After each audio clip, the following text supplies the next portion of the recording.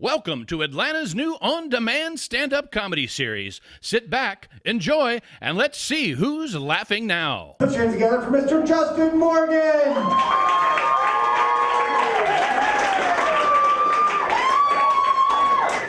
Hello, Laughing Skull. Sound you're receptive. That's awesome. Hi, I'm so excited to be here. Oh, it's good. Oh, it's real good. I like being in Atlanta. One of my favorite things about being in Atlanta is the bums. Oh, I love the bums. My favorite thing about the bums, our economy is so screwed right now, the bums don't even ask for money anymore because they know we don't friggin' have it. It's great. Like, I was walking down the street the other day and a bum walked up to me and he did not give me a sob story.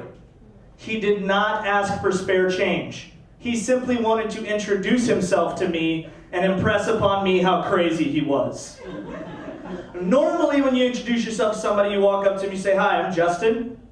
"Jason, nice to meet you." Guys, let's give it up for Jason for participating. Good job, Jason. Jason, I hate to break it to you, that was not the way that this gentleman introduced himself to me. Not at all. He walked up to me and he said, and I quote, "Hey baby, it's me, Jonesy, what's up?"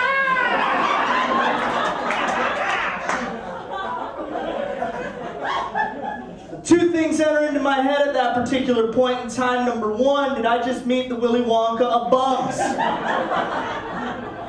Number two, am I about to be stabbed in the friggin' chest? I thought I was done with the conversation. I thought I could make my way up the street, everything was gonna be fine, couldn't be more wrong. He followed me the entire way, just like, "Actually, baby, it's just Jones. But it's Jones if the nasty player, and you look real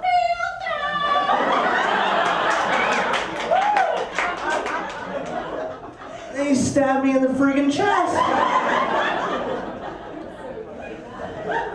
That's actually based on a real homeless guy. I used to work right across the street at that T-Mobile next to the Bulldogs, and while I would walk from my parking space over to work, he would sit there in the middle of the day on the steps of Bulldogs, and he would just have conversations with his imaginary friends the entire time. He would just sit there. My favorite one day as I was walking by, he decided to shout out, "Denzel Washington pregnant? I love popcorn! Let's get us a midget, motherfucker!"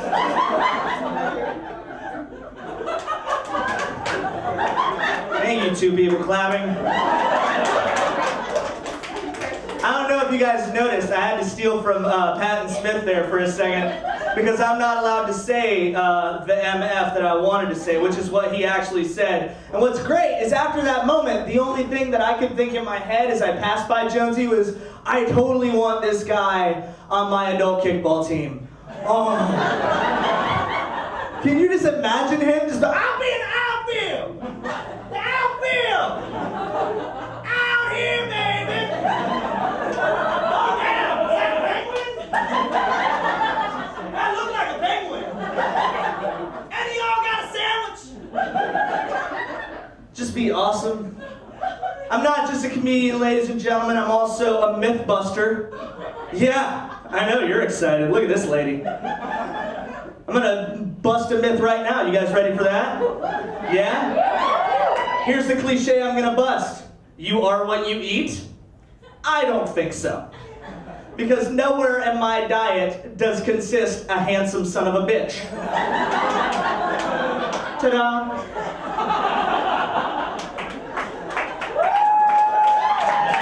That's right. You wait on the applause break and you get one, Atlanta. I'm a weird kid. In my 28 years of life, I've had 7 sleep disorders. 7! I'm not kidding. Somnambulism, which is sleepwalking, sleep talking, sleep eating, restless leg syndrome, sleep paralysis. I've even had sexsomnia. Some of you guys are laughing about that. No, go home, Google it, WebMD it, actual thing. It means that while you are unconscious, your subconscious acts upon its sexual impulses and you commit sex acts in your sleep and can even have sexual intercourse in your sleep. And if you think that's terrifying for any girlfriend that I may have rented for the evening, You have to consider how I feel when I wake up in the morning and go and get a glass of juice in the kitchen and am met with my roommate who says something like, dude, I'm not gay or anything, but last night was friggin' amazing. One of the best things about doing stand-up comedy is you get to be observant all the time. All the time. I went to pick up a friend of mine at the airport, and while I was waiting for him, a 45-year-old woman came off the escalator and beelined it to her family. And when she got there, she didn't say something sweet like, oh my God, thank you for coming to get me. She didn't say, that's so sweet of y'all, I love you so much. Instead, she grabbed the toddler by the arm and said, y'all come here, let me show you something. And guided them over to, I'm not kidding, an automatic trash can. At which point in time, she reached into her bag, pulled out a copy of Team People. Maybe she has bugle fever, I don't know. Puts it inside the trash can closes and starts to compact her garbage. And as it does, she stands there just absolutely blown away. And all she can think to do is go, oh my God! Y'all see this? I don't even believe that, look at that! Isn't that something? Shoot! And it was a brilliant moment for me as a comic, because it was at that moment that I realized that this lady was absolutely dumbfounded by the tiny garbage robot that just destroyed her trash like a character from a Pixar movie. But she was mystified not at all by the giant metal bird that flew her from shit splat wherever she came from, all the way to Atlanta, Georgia. What I'm trying to say is, let's not show this lady an iPad. She'll have an aneurysm. The last thing I want to tell you guys is this. After 11 years of working retail, I decided to quit my job 2 days before Christmas this past year. And it was just, I had too much and it was terrible. Thank you, one lady clapping in the front. But it was absolutely awful. And on this last day, I got the best gift in the world. A lady, 7-foot-tall blonde woman, came in to pay her cell phone bill. She was very well-to-do, obviously from Buckhead.